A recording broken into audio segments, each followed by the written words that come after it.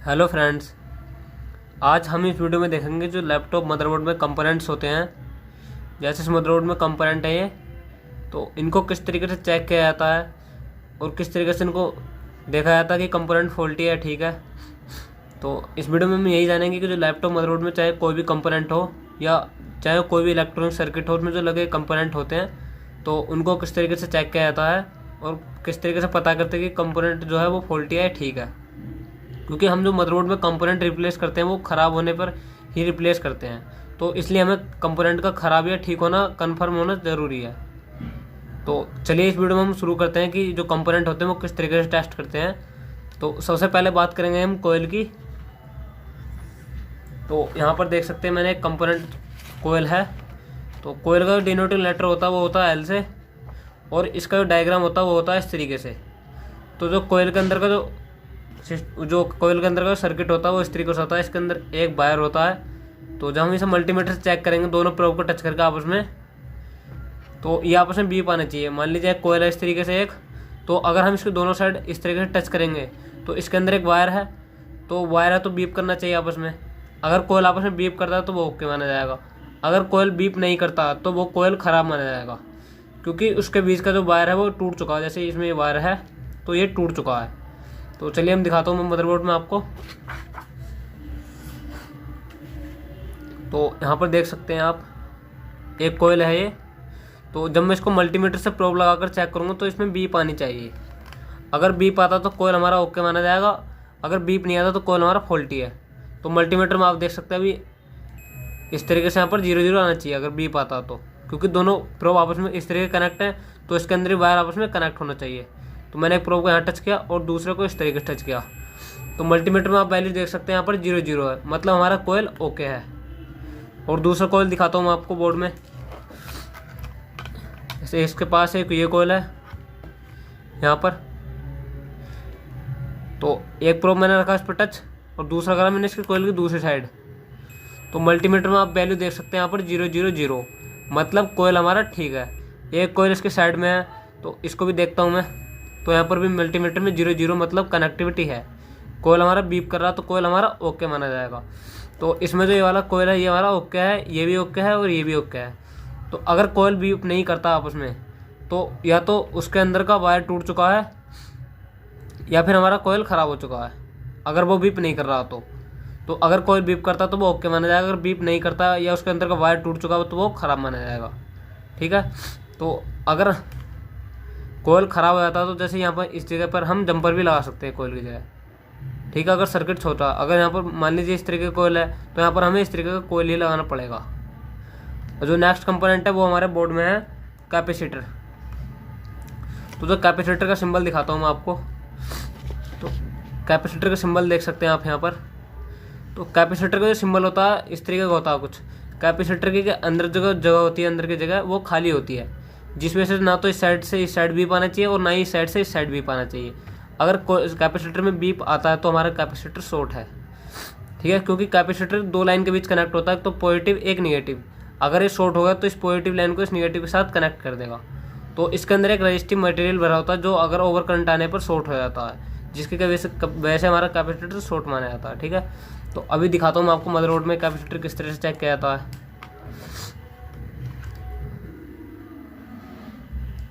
तो यहाँ पर देख सकते हैं आप कुछ कैपेसिटर्स हैं यहाँ, तो इनको चेक करके दिखाता हूँ मैं आपको। मल्टीमीटर में आप देख सकते हैं यहाँ। तो इस कैपेसिटर को मैं चेक करूँगा, ये कैपेसिटर है। तो यहाँ पर देख सकते हैं वैल्यू 3 डिजिट में आई है। तो और बीप भी नहीं आ रहा हमारे यहाँ पर, तो कैपेसिटर ओके है। यहाँ पर भी दिखाता हूँ मैं, ये कैपेसिटर है, यहाँ पर भी वैल्यू 3 डिजिट में है, तो ये भी कैपेसिटर हमारा ओके है। और दिखाता हूँ मैं आपको बोर्ड में, ये वाला एक टैंटेलम कैपेसिटर, पोलर कैपेसिटर, इस पर भी बीप नहीं आना चाहिए। अगर बीप आता है तो हमारा कैपेसिटर शॉर्ट है। प्लस अगर जब कैपेसिटर को आप चेक करेंगे तो 3 डिजिट में वैल्यू आनी चाहिए उसकी। तो देख सकते हैं आप यहाँ पर 463 है, मतलब हमारा कैपेसिटर ओके है। और दिखाता हूँ बोर्ड में आपको कैपेसिटर। इसकी बैक साइड में एक कैपेसिटर है, इसको चेक कराता हूँ मैं आपको। तो इसको मैंने टच किया तो वैल्यू देख सकते हैं और वो 147, मतलब कैपेसिटर हमारा ओके है। अगर कैपेसिटर बीप करता है, सीपीयू के पास का कैपेसिटर अगर बीप करता है और वैल्यू उसके 2 डिजिट में या 3 डिजिट में, मतलब 10 से ऊपर है, तो कैपेसिटर हमारा ओके माना जाता है। लेकिन अगर आपको उसको कंफर्म करना है कि फॉल्टी है, ठीक है, तो आपको उसको मदरबोर्ड में से बाहर निकाल कर चेक करना है। तो और दिखाता हूँ मैं आपको नो पोलर कैपेसिटर दूसरे बोर्ड में।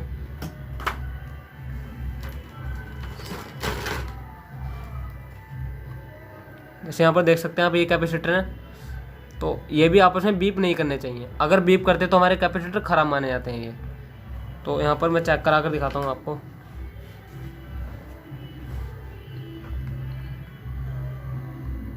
तो वैल्यू देख सकते हैं यहाँ पर 136 है, और दूसरे कैपेसिटर को चेक कराता हूँ मैं आपको, यहाँ पर 141। तो कैपेसिटर दोनों साइड से वैल्यू बीप नहीं करना चाहिए, वैल्यू आनी चाहिए सिर्फ। यहाँ पर देख सकते हैं आप, यहाँ पर वैल्यू आ रहा, मतलब हमारा कैपेसिटर ओके है। इसमें जो ये वाली लाइन है ये होती है माइनस के साथ कनेक्ट, और ये वाली लाइन जो होती है प्लस के साथ कनेक्ट। अगर ये शॉर्ट होता तो दोनों लाइन को आपस में कनेक्ट कर देता, जिसकी वजह से हमारा कैपेसिटर खराब माना जाता है। तो आपको कैपेसिटर भी समझ में आया होगा किस तरीके से चेक किया जाता है। अब जो नेक्स्ट कंपोनेंट हमारे बोर्ड में वो होता है डायोड। तो डायोड दिखाता हूँ मैं आपको।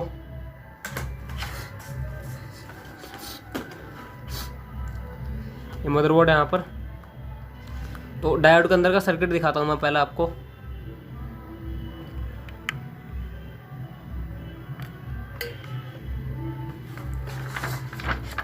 तो जो डायोड होता है यहाँ पर देख सकते हैं, यहाँ पर इसका डिनोटिंग लेटर है DAPD। तो डायोड के अंदर 2 पॉइंट होते हैं, एक तो होता है कैथोड, एक होता है एनोड। तो ये वाला जो पॉइंट है इसको बोलते हैं प्लस पॉइंट। मैंने यहाँ पर लिखा नहीं, यहाँ पर इसको होता है प्लस और इधर होता है माइनस। तो प्लस से माइनस एक साइड वैल्यू आती है, एक साइड वैल्यू नहीं आती है। तो अभी दिखाता हूँ आपको डायोड की किस तरह से चेकिंग होती है। और हाँ, इसमें बीप भी नहीं आना चाहिए, ना तो इस साइड से इस साइड बीप आनी चाहिए और ना ही इस साइड से बीप आनी चाहिए इस साइड को, वरना हमारे जो डायोड है ये शॉर्ट माना जाता है। तो बोर्ड में दिखाता हूँ मैं आपको प्रैक्टिकल इस चीज़ को।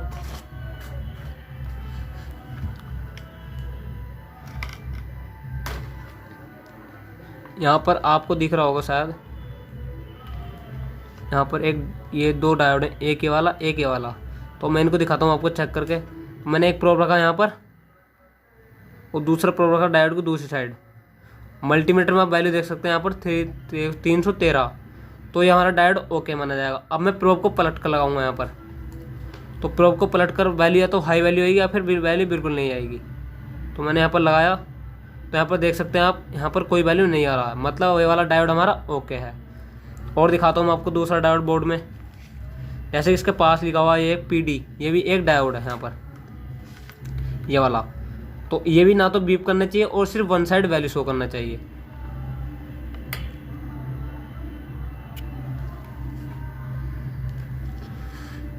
अभी मैं आपको दिखाता हूँ प्रोब रखा है यहाँ पर। तो एक प्रोब रखा मैंने डायोड की साइड पर और दूसरा प्रोब रखा इस साइड पर।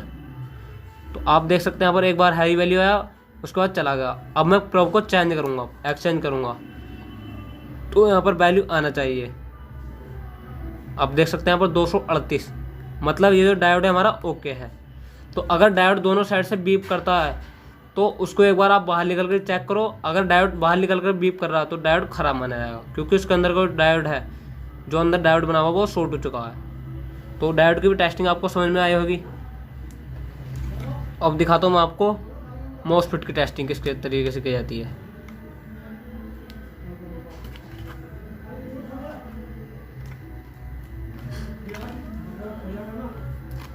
तो यहाँ पर एक मॉसफेट है, ये यहाँ पर दिख रहा होगा आपको शायद। तो जो डायोड जो मॉसफेट होता है उसमें 3 टर्मिनल होते हैं। मैं दिखाता हूँ आपको डायग्राम में भी। जैसे यहाँ पर है ये बना हुआ, तो इसमें 4 पिन होती हैं। जैसे ये 4 पिन है यहाँ पर, तो 4 पिन एक साइड से बीप करेंगी और 3 पिन एक साइड से बीप करेंगी, और जो बची एक पिन होगी, चाहे इनमें से कोई सी पिन हो, वो किसी से बीप नहीं करनी चाहिए। तो कहने का मतलब ये होता, तो इसके अंदर भी एक डायोड है, तो ना तो इसमें ड्रेन टू सोर्स बीप आनी चाहिए, ना ही सोर्स टू ड्रेन, और ना ही गेट से बीप आनी चाहिए।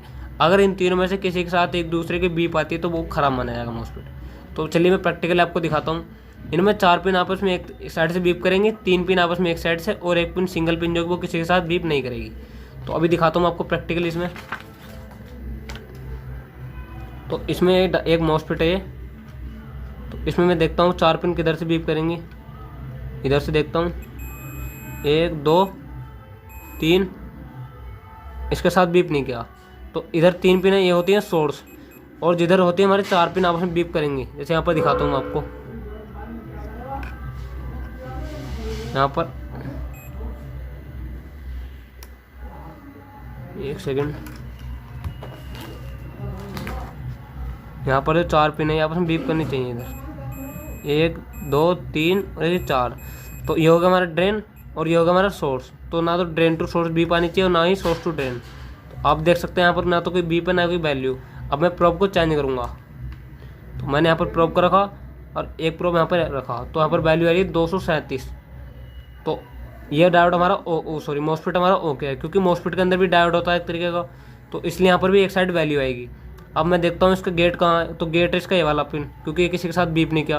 तो देख सकते हैं आप, ना तो इसके साथ बीप किया गेट और ना ही इधर रखता हूँ मैं, इधर से इधर बीप किया आप। तो ये जो मॉसफेट है ये हमारा 100% मॉसफेट ओके है। अगर ये बीप करता तो आप इसको एक बार बोर्ड से बाहर निकाल कर चेक करते, क्योंकि ये इसके साथ बीप नहीं करना चाहिए, ना ही गेट के साथ बीप करना चाहिए। अगर बीप करता तो ये ख़राब माना जाएगा। और दिखाता हूँ आपको बोर्ड में।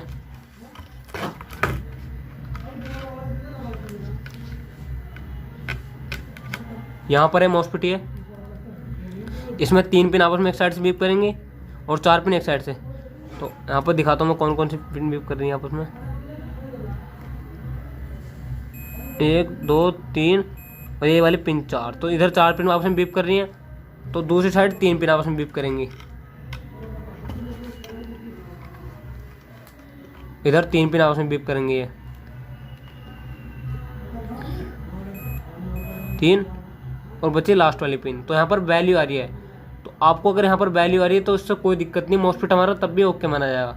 अब वैल्यू क्यों आ रही है, तो यहाँ पर सर्किट, क्योंकि कंपोनेंट सर्किट में लगा हुआ है, तो इनकी वजह से जो और कंपोनेंट लगे हुए हैं उसकी वजह से यहाँ पर वैल्यू आ रही है। तो अब मैं यहाँ पर दिखाता हूँ, ड्रेन टू सोर्स बीप तो नहीं आ रही है। तो फिर मैंने रखा प्रोब, तो यहाँ पर एक साइड वैल्यू आई 451। अब मैं प्रोब को पलट कर लगाऊंगा। तो मैंने प्रोब को पलट कर लगाया यहाँ पर। तो आप देख सकते हैं यहाँ पर एक बार हाई वैल्यू आकर चली गई, और ना ही एक गेट के साथ वैल्यू आनी चाहिए। तो हमारा मॉसफेट जो ये भी 100% ओके है। अब मैं दिखाता हूँ आपको 3 लैक्स में किस तरीके होगा। तो 3 लैक में भी आपको तीनों पैर, जो 3 लैक्स का होता है उसमें भी 3 लैक्स में कोई सी भी लैग पर बीप नहीं आनी चाहिए। जैसे 3 लैक का कंपोनेंट है यहाँ पर एक, तो इसमें दिखाता हूँ आपको।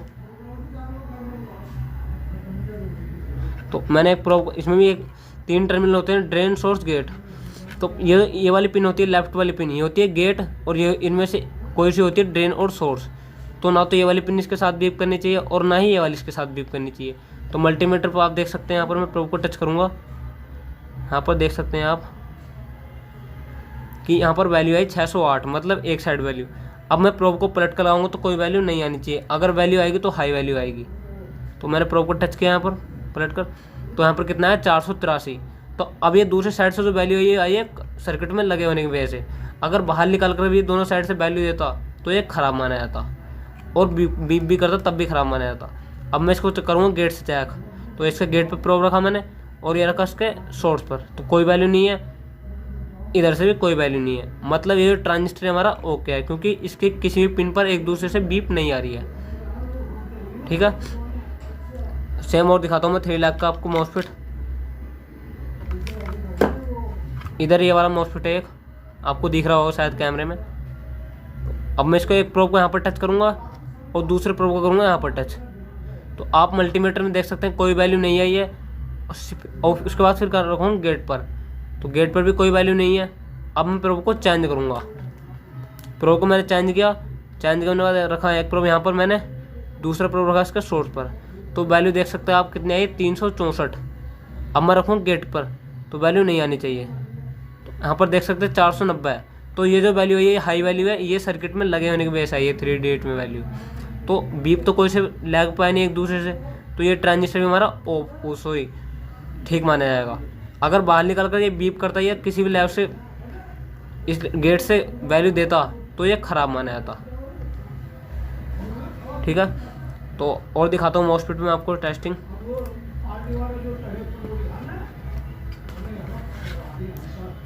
जैसे ये बोर्ड है एक, इसमें यहाँ पर मॉस्फेट लगे हुए हैं, यहाँ पर देख सकते हैं आप अच्छी तरीके से।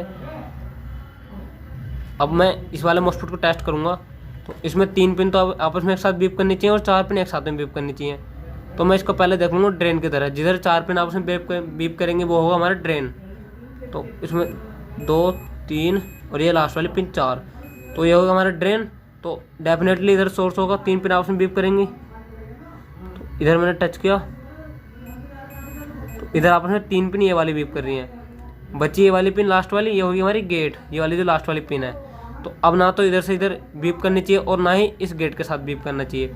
तो चलिए मैं इसको चेक करके दिखाता हूँ आपको। तो मैंने प्रोब को रखा ड्रेन पर और एक प्रोब रखा मैंने सोर्स पर। तो आप यहाँ पर मल्टीमीटर में देख सकते हैं कोई वैल्यू नहीं आई है। अब मैं प्रोब को पलट कर लगाऊंगा। प्रोब को पलट कर लगाने पर आप देख सकते हैं यहाँ पर हाई वैल्यू आई है। अब मैं एक बार फिर से प्रोब को पलट कर लगाऊंगा। ड्रेन पर मैंने प्रोब को रखा और एक बार सोर्स पर रखा, तो वैल्यू देख सकते हैं आप 439। अब मैं गेट के साथ देखूँ कोई बीप तो नहीं आ रही है, वैल्यू पहले से आई, बीप नहीं आनी चाहिए। तो यहाँ पर हाई वैल्यू हो रही है 819। तो ये जो वैल्यू है सर्किट में लगे होने की वजह से आई है।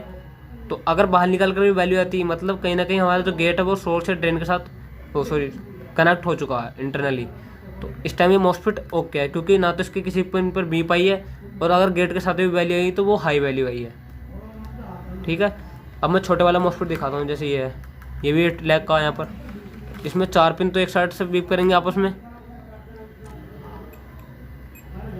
तो शायद ये वाला हमारा ड्रेन है, ये हमारा ड्रेन है, इधर सोर्स है। तो इधर 1 साइड वैल्यू आनी चाहिए। तो मैंने प्रोब को रखा ड्रेन पर और एक प्रोब को रखा सोर्स पर। तो वैल्यू देख सकते हैं आप 461। अब मैं प्रोब को पलट कर लगाऊंगा तो वैल्यू नहीं आनी चाहिए, अगर वैल्यू आएगी तो हाई वैल्यू आएगी। अब मैं इस चीज़ को आपको क्यों बता रहा हूँ बार बार, क्योंकि ये वैल्यू सर्किट में लगे होने की वजह से आई है। ठीक है, तो आपको इस चीज़ को समझना है। अब ना ही एक गेट के साथ बीप करना चाहिए, ना ही वैल्यू शो करना चाहिए। तो मैंने प्रोब को गेट पर रखा इसके मॉस्फेट के, तो कोई वैल्यू नहीं आई है और ना ही कोई बीप आई है। तो ये वाला मॉस्फेट हमारा ओके है। तो आई होप आपको भी रजिस्टर की भी ये समझ में आई होगी किस तरीके से चेक करना है इसको। सॉरी, रजिस्टर कह रहा हूँ, मॉस्फेट को चेक करना है किस तरीके से। अब मैं दिखाता हूँ आपको रजिस्टर की चेकिंग किस तरीके से की जाती है। तो जो रजिस्टर का डायग्राम होता है इस तरीके से होता है कुछ। यहाँ पर देख सकते हैं आप, यहाँ पर PR से इसका डिनोटिंग लेटर होता है रजिस्टर का, R से PR से। तो रजिस्टर में बीप आने से या ना आने से कुछ भी फिक्स नहीं होता। रजिस्टर को जो चेक किया था वो क्या था, उसके कलर कोडिंग से और जो डायग्राम में उसकी वैल्यू होती है उसके हिसाब से।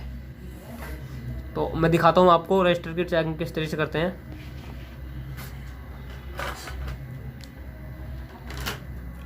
तो मैं यहाँ पर आप देख सकते हैं यहाँ पर ये बोर्ड है एक और, इसमें जो रजिस्टर है यहाँ पर है,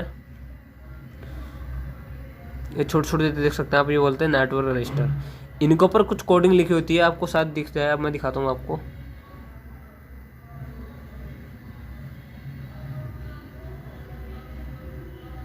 शायद ना दिखा आपको, काफ़ी छोटी वैल्यू है यहाँ पर लिखा हुआ है, मैं आपको पढ़ के बताता हूँ। 102, तो 102 लिखा हुआ है यहाँ पर। तो अगर मैं इसकी वैल्यू को चेक करूँगा तो इसके कलर कोडिंग के हिसाब से इसकी वैल्यू बैठेगी, इसकी कलर कोडिंग के हिसाब से जो इसकी वैल्यू बैठेगी वो बैठेगी 1 किलो ओम। तो अगर ये 1 किलो ओम से कम या ज़्यादा शो करता है तो ये ख़राब माना जाएगा, क्योंकि रजिस्टर की जो वैल्यू होती है रजिस्टर कंपोनेंट सर्किट में लगे लगे कभी कभी बढ़ जाती है, जिससे हमारा जो रजिस्टर होता है वो ख़राब माना जाता है। तो मैं रजिस्टर को चेक करने के लिए यहाँ पर ओम रेंज पर सेट कर लूँगा और यहाँ पर एक प्रोब रखता हूँ रजिस्टर पर। रजिस्टर में 2 पॉइंट होते हैं, तो मैं पहले एक पॉइंट पर टच करूँगा और दूसरी प्रोब को दूसरी साइड। अब आप वैल्यू देख सकते हैं यहाँ पर कितनी आई, 990। मतलब ये 10 ओम कम है सिर्फ 1 किलो ओम को। तो मल्टीमीटर इतना ऊपर नीचे दिखाता है तो ये ओके माना जाएगा। यहाँ पर देख सकते हैं 996, 94 इस तरीके से, सिर्फ 5 ओम कम है। तो और ये मल्टीमीटर बिल्कुल एक्यूरेट नहीं बताता, कभी कभी थोड़ा ऊपर नीचे दिखाता है। तो ये हमारा जो है ओके माना जाएगा। अगर यहाँ पर 800 या 700 इस तरीके से कुछ आता तो ये ख़राब माना जाता, क्योंकि इसकी वैल्यू कुछ ज़्यादा ही ऊपर नीचे हो गई थी इसलिए।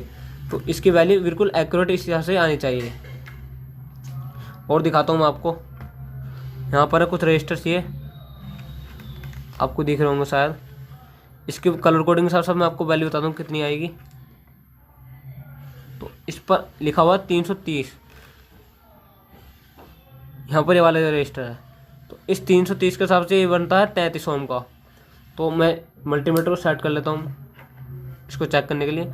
तो अब यहाँ पर 33 आना चाहिए। 33 की अगर 32 आता तो 1-2 अंक ऊपर नीचे चल सकता है। तो यहाँ पर दिखाता हूँ आपको चेक करके इसको। तो यहाँ पर देख सकते हैं, यहाँ पर लिखा हुआ है 34। तो ये 33 ओम का रजिस्टर है, तो यहाँ पर दिखा रहा है 34। तो इतना में ठीक माना जाएगा। अगर यहाँ पर दिखाता 45, 50 या 20 तो ये खराब माना जाता। ठीक है, तो 1 या 2 अंक या 3 या 4 अंक इसके वैल्यू ऊपर नीचे हो सकती है, कोई दिक्कत नहीं है उससे। लेकिन अगर इसकी वैल्यू 10 से ज़्यादा हो, मतलब मान लीजिए 33 ओम का तो 43, 50 इस तरीके से हो जाए तो ये रजिस्टर खराब माना जाएगा। तो जो रजिस्टर की एक्चुअल टेस्टिंग होती है वो तो होती है खैर डायग्राम पे। अब मान लीजिए अगर मैं इसको बीप रेंज पे भी चेक करूँगा तो ये रजिस्टर बीप देगा। यहाँ पर दिखाता हूँ मैं एक रजिस्टर आपको। ये वाला रजिस्टर जो है ये बीप देगा चेक करने पर आप उसमें। तो अब मैं इसको ख़राब नहीं कहूँगा क्योंकि इसकी वैल्यू के हिसाब से ये बीप दे रहा सही है, क्योंकि ये लो वैल्यू का रजिस्टर है। तो इसलिए लो वैल्यू के जो रजिस्टर होते हैं वो आपस में बीप देते हैं। अब अगली टेस्टिंग आती है आईसी की। तो आईसी आप यहाँ पर देख सकते हैं, आईसी में भी काफ़ी सारी पिन होती हैं। एक सेकंड, यहाँ पर आप देख सकते हैं आईसी है ये। तो आईसी की टेस्टिंग जो होती है वो होती है हमारे लैपटॉप मदरबोर्ड या डेस्कटॉप मदरबोर्ड के स्कीमेटिक डायग्राम पर, कि जो आईसी वोल्ट इन करती है उसके हिसाब से वो काम कर रही है नहीं, जो उसको सिग्नल देगा वो आउट कर रही है नहीं, तो उसके हिसाब से उसको ठीक माना जाता है। अगर आईसी को मिलने वाला वोल्टेज के हिसाब से वो आउटपुट नहीं करती है तो आईसी ख़राब मानी जाती है। तो हम आईसी को इस तरीके से चेक नहीं करते हैं। आईसी को चेक करते हैं तो हम सिर्फ स्कीमेटिक डायग्राम पर या फिर उसको फिजिकल देखकर। अब जैसे इस आईसी में यहाँ पर फिजिकल है तो आईसी यहाँ पर आधी जली हुई है तो आईसी ख़राब मानी आएगी। यहाँ पर एक सेकंड दिखाता हूँ मैं आपको। यहाँ पर ये देख सकते हैं, यहाँ पर ये जो आईसी आधी जली हुई है तो इसको हम ख़राब मानेंगे क्योंकि फिजिकल में ये आईसी ख़राब है, आधी जल चुकी है। तो आईसी की भी टेस्टिंग हमारे बोर्ड पर होती है। अब अगला जो हमारा कंपोनेंट है वो होता है क्रिस्टल। तो क्रिस्टल यहाँ पर ये वाला, ये जो है ये होता है क्रिस्टल। तो क्रिस्टल की भी टेस्टिंग होती है डीएसओ मशीन से। लेकिन अगर आप इसको मल्टीमीटर से चेक करना चाहते हैं तो ये आपस में बीप नहीं करना चाहिए। इसमें भी 2 पॉइंट होते हैं, एक इनपुट का एक आउटपुट का। तो जैसे क्रिस्टल में इसको चेक करके दिखाऊंगा आपको। तो इसको चेक करने के लिए बीप रेंज पे सेट किया मैंने मल्टीमीटर को यहाँ पर। अब मैं इस क्रिस्टल की दोनों साइड टच करूँगा। एक साइड मैंने इस साइड की टच, एक साइड इस साइड का। तो देख सकते हैं पर कोई